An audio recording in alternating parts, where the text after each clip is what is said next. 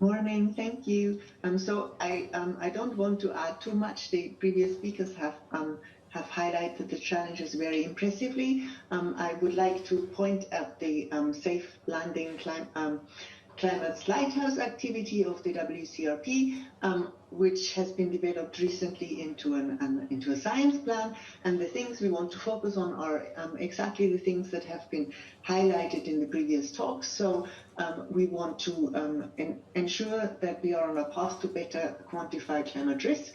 That includes figuring out which emission pathways preserve habitability and food security, and what are our limits to adapt.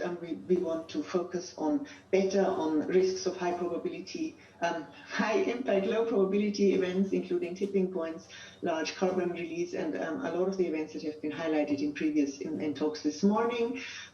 We would like to look at what climate implications of carbon dioxide removal would be, while tensioning it against biodiversity, food and water supply.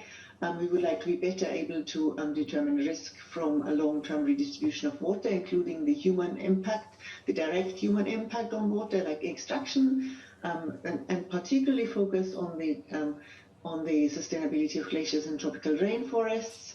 And then lastly, on coasts, what is the level of sea level we can adapt to, and what is its irreversibility.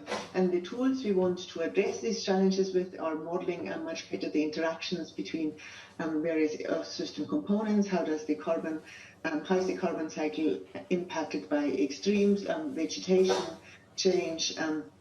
How does ice interact with climate on a more interactive, in a more interactive way? How, and particularly also highlighted by the previous talk, what is the interaction of society with all these things? And we want to challenge the models with paleoclimatic and observational evidence. Thank you.